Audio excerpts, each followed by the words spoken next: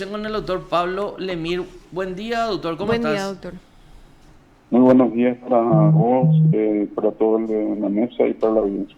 Gracias, doctor, por dispensarnos unos minutos de tu tiempo. Estamos acá conversando con Anabel. Algunos teleoyentes llamaron y estaban consultando cómo y cuándo se distingue la lesión leve de la lesión grave a los efectos de la tipificación y de la construcción de los tipos penales. Entonces dijimos, vamos a preguntarle al doctor cómo se desarrolla esa diferencia entre cuándo es lesión leve y cuándo sería una lesión grave desde el punto de vista de los términos médicos y científicos, ¿verdad?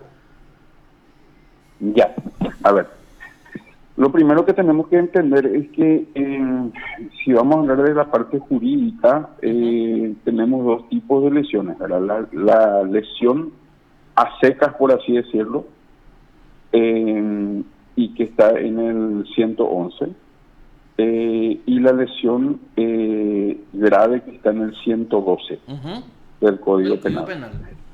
Eso es desde el punto de vista jurídico. Esa concepción jurídica es solamente determinada por el juez, no por el médico, no por ningún médico y mucho menos por un médico forense. No, la función del médico forense es dar elementos de juicio para que finalmente el fiscal y el juez puedan subsumir esa lesión en uno de los tipos penales. Correcto. Y entonces acá lo que tenemos es por defecto. ¿Qué significa por defecto? Nosotros analizamos y valoramos los elementos que están en el 112, es decir, todo lo que no calza con el 112 pasa a ser 111, ¿verdad? Todo lo que no es lesión grave pasa automáticamente a ser lesión. Sí, señor. ¿Y cuáles son los elementos? Y ahí tenemos que, si la lesión me pone en peligro de muerte, es decir, si resultas de esa lesión tienen o no un índice alto de mortalidad desde el punto de vista médico. Cada tipo de enfermedad o de lesión tiene su índice de mortalidad, es decir, cuántas personas porcentualmente que tengan esa lesión pueden llegar a morir. A eso se refiere el índice de mortalidad. ¿Te puedo poner un Si ejemplo? Si el puntaje es alto en ese sentido, entonces decimos que es una lesión que pone en peligro de muerte. ¿Ya? O sea, ¿me podés dar luz en algo que siempre tuve en la cabeza? Yo tengo un cortaplumas y está Juan Pérez frente a mí. Yo le corto a Juan Pérez cerca de la aorta de la vena principal, un cortecito chiquitito. Y a Matthew le corto en el brazo, el mismo cortecito. O sea, las dos acciones son similares en cuanto a la fuerza, a la capacidad que yo tuve de reaccionar. Pero son distintas lesiones, ¿verdad, doctor? No. Eso justamente ahí me encanta tu pregunta porque a eso es lo que quería llegar. Desde el punto de vista médico, si ninguna de las dos lesiones afectó más allá de la piel, por más de que una, no voy a decir aorta porque eso está dentro del tórax, y no vas a llegarlo ahí con una lesión, con una lesión superficial. Sí. Pero vamos a suponer que una lesión es en el antebrazo, y la otra es en el cuello. En el cuello, sí. ¿Sí? Ambas son superficiales de 1 centímetro o 2 centímetros, ¿verdad? Que no llegan a afectar más allá de la piel. Y bueno, yo te voy a tener que decir que ninguna de ellas puso en peligro la vida. Pero ¿cuál es la diferencial desde el punto de vista jurídico? Y ahí es donde yo quiero hacerle entender a vos y a los oyentes, ¿verdad? Que no es el médico forense el que determina el tipo penal, ¿ya? Porque si el abogado que está representando a la fiscalía es lo suficientemente inteligente, va a entender que una lesión superficial que no pone en peligro la vida en el cuello igual es una tentativa de lesión grave. ¿Ya? Porque potencialmente el la persona que causó esa lesión estaba, incluso podría ser una tentativa de homicidio, porque estaba apuntando un elemento potencialmente mortal como un arma blanca a una región vital del cuerpo que es el cuello. Claro, porque Entonces, porque en la el cuello diferencial ahí va a ser tenemos una vena. En el cuello tenemos tenemos las carótidas y las yugulares, que son arterias y venas principales que llevan la sangre al cerebro, y que por lo tanto, si te cortas esos vasos sanguíneos, te puede provocar la muerte. Correcto. Entonces, ahí lo que el fiscal que conoce su oficio, en lugar de preguntarme por el 112, a mí como médico forense me va a preguntar cuáles son los vasos sanguíneos que pasan por el cuello en la zona donde se produjo la lesión y qué implicancia tienen esos vasos sanguíneos para la vida de una persona. Y entonces yo ahí le explico. Está ahí la carótida primitiva, la carótida principal, la yugular, etcétera, etcétera, que tienen un flujo sanguíneo de tanto por minuto, etcétera, etcétera, llevan la sangre al cerebro, y si esto se secciona puede producir la muerte en tanto tiempo. ¿Okay? Correctísimo. Entonces ahí él hace su función penal en una tentativa de lesión grave o en una tentativa de homicidio. Homicidio, incluso, sí. ¿Se entiende lo que estoy queriendo decir? Correctísimo, correctísimo. Entonces, acá todo depende de la habilidad, como suelo decir yo en las clases de la escuela judicial, a los que van a ser magistrados. El perito solo puede responder a aquello que se le consulta. Y todo va a depender de la habilidad que tengan los magistrados en hacer las preguntas adecuadas al perito. Y las preguntas adecuadas nacen de los artículos del Código Penal y son las llamadas dudas de subsunción. ¿Qué significa esto? Que son las cuestiones que yo como abogado, yo no soy yo el abogado, ¿verdad? Pero yo nomás, para ponerme en el lugar del magistrado. Yo como abogado, que no conozco la materia, entonces me genera duda, y entonces ahí le pregunto al perito para que el perito me aclare esa duda. Doctor, desde tu perspectiva, el hecho de que una persona tenga que ser intervenida quirúrgicamente de urgencia, por ejemplo, está a punto de perder un dedo, se tiene que intervenir para que no pierda el dedo, ¿eso podría ser subsumido también en la lesión grave, aunque no atente contra la vida necesariamente de la persona? Mira, ahí tenés otro detalle. En el 112 hay distintos incisos. El peligro contra la vida es uno de ellos. Después hay otros incisos, como por ejemplo la mutilación. La mutilación en medicina legal se entiende como la pérdida permanente del órgano o la función. Ya. ¿Qué significa eso? Que si te quedas sin la mano, obviamente es una mutilación. O sin el ojo, pero si te quedas con la mano, pero esa mano no tiene funcionalidad, es decir, no sirve como mano porque está paralizada, para la medicina legal igual es una mutilación. No solamente la pérdida del órgano, sino que también la pérdida de la función. En el caso que vos me estás señalando, habría que ver cómo queda ese dedo y cuánto perdió de funcionalidad después de recuperarse para saber si estamos hablando o no de mutilación. Y el tercer numeral sería: la redujera considerablemente y por largo tiempo en el uso de su cuerpo o de sus sentidos. En ese sentido, en su capacidad de reproducción, sí, en su cohabitación. Correctísimo. Ahí el legislador mezcló peras con limonada. Bueno, ¿por qué dijo eso?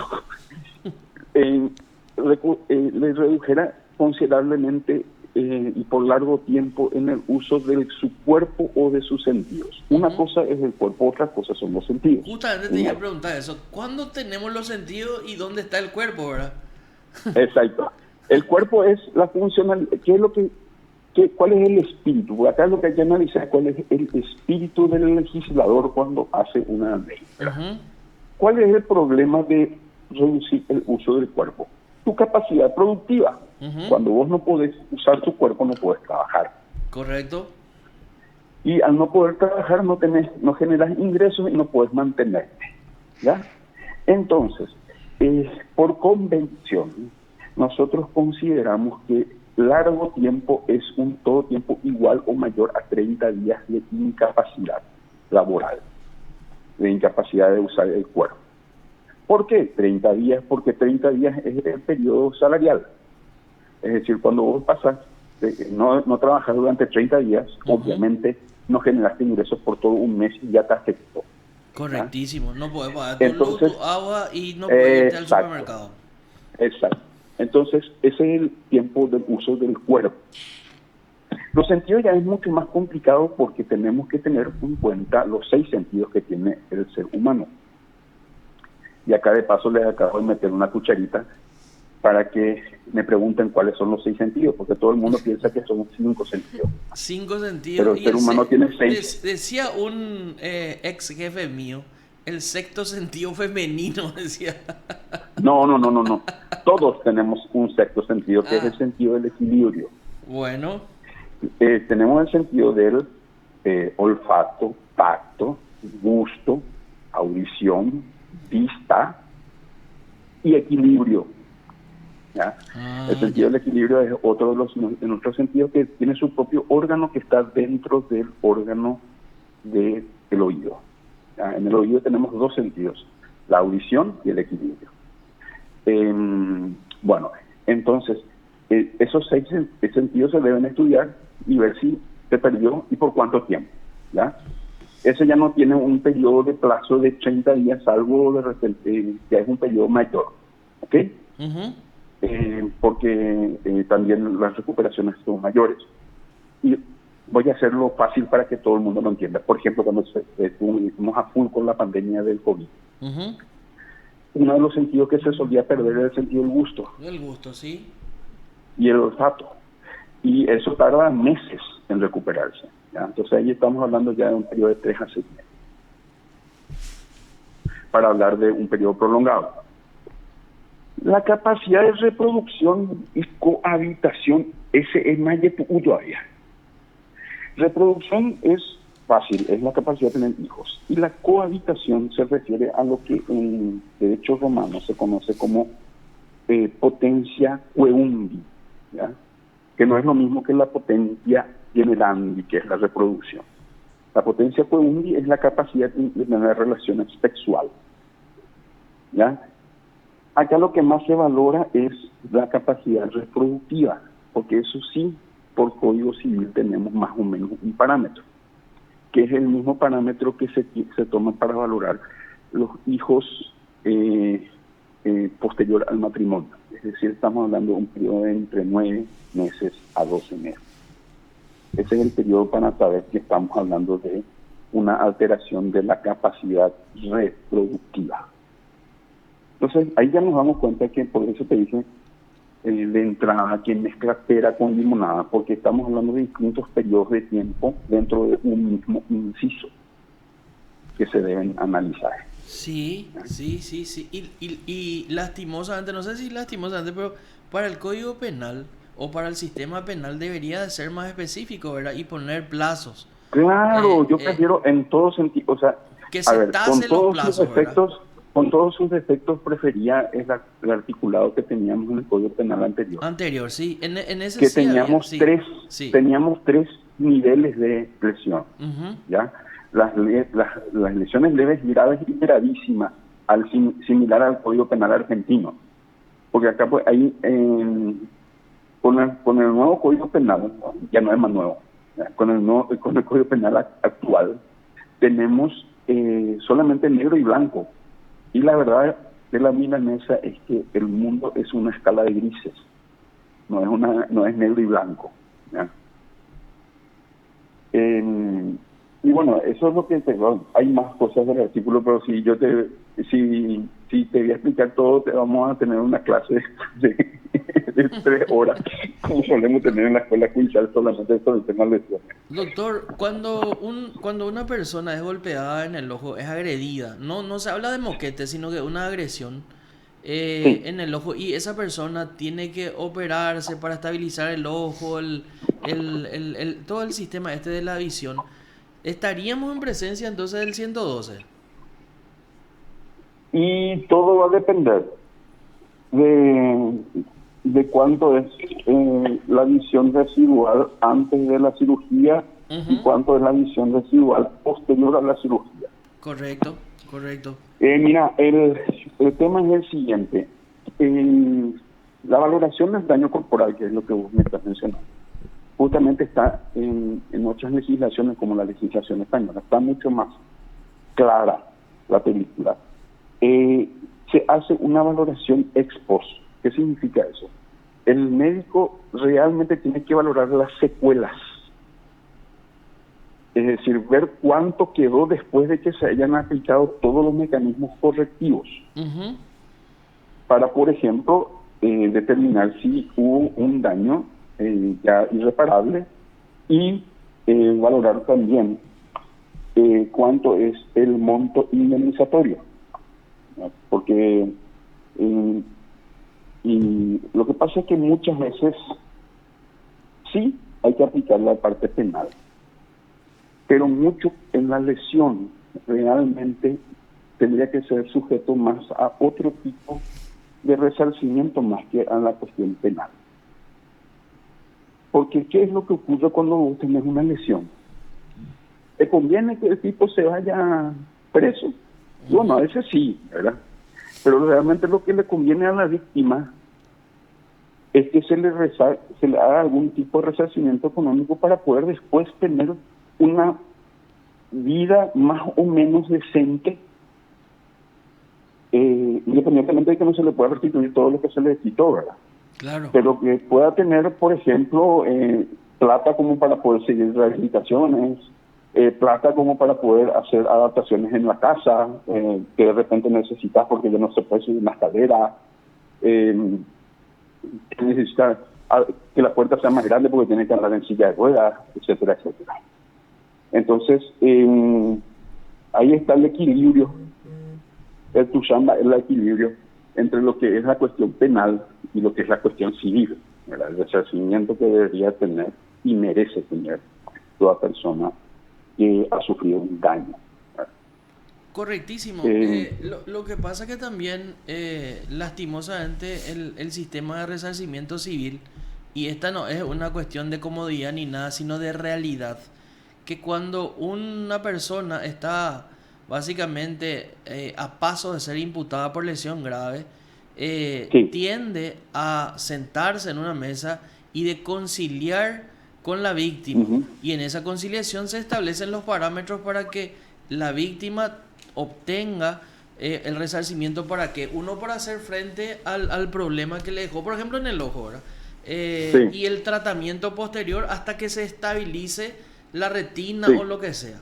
Entonces, muchas veces... Y ahí tendríamos ahí, que entrar en todo un debate otra vez sobre algo que... por eso es que yo una vez dije en una entrevista que me hicieron, tenemos una medicina real del siglo XIX, ¿verdad? Y a veces como tengo que... tengo ganas de remontarme más atrás todavía. Porque te voy a dar un ejemplo que suelo hablar también en mis clases, tanto de grado como de posgrado. ¿Vos sabés lo que son los baremos? ¿Lo qué? Los baremos. No. ¿Viste? En todo el mundo existe lo que se llama las leyes de baremación. ¿De dónde nace esta palabra baremo? Nace de François Bertrand Barème. François Bertrand Barème era un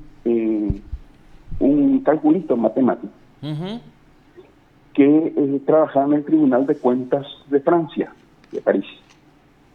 ¿Y cuándo trabajaba este señor en ese Tribunal de Cuentas? Allá por 1600 más o menos. Bueno, y ya en esa época, él creó una tabla, que era una tabla de cálculo.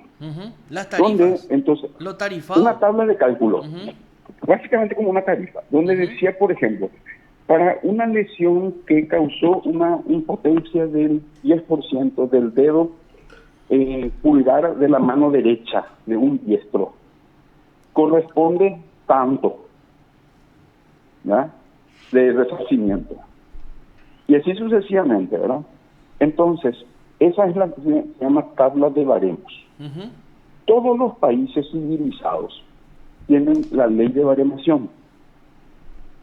Esa ley de baremación permite que yo como médico legista haga el cálculo de cuánto es tu secuela, cuánto es tu grado, porcentaje de incapacidad. Parcial y total. Parcial porque es de cada parte del cuerpo y finalmente el total, ¿verdad? Cuánto queda el total.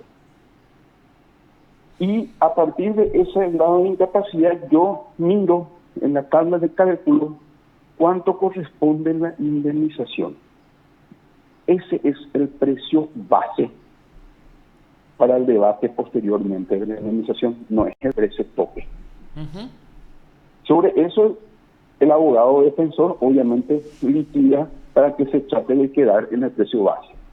Y el abogado querellante litiga para subir.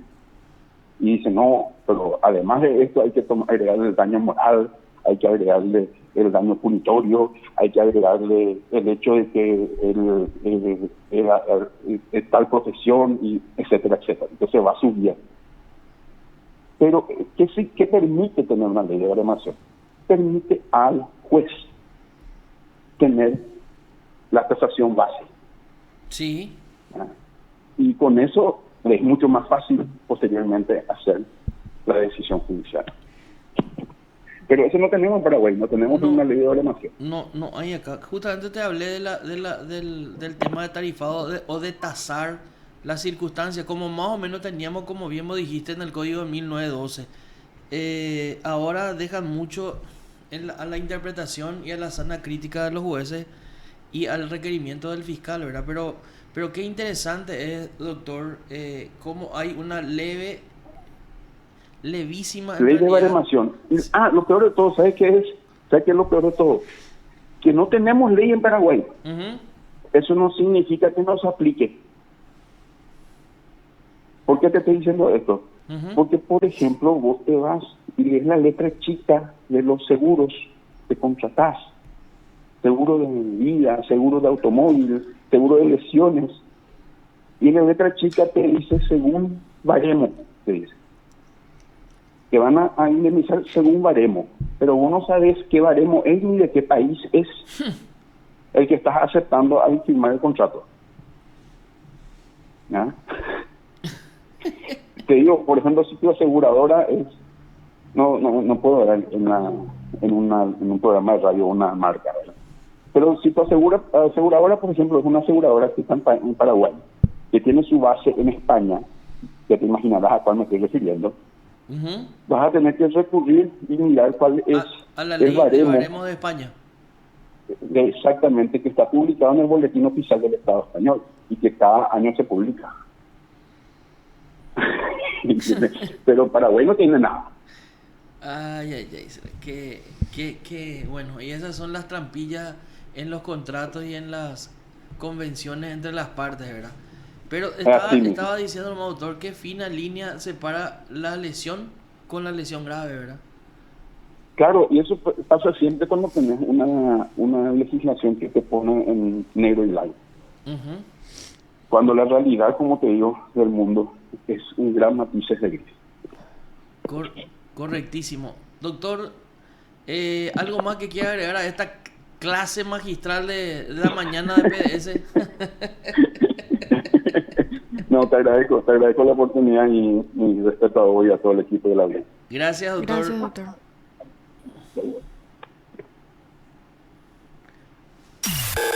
Usted está escuchando PDS. Ya le metí,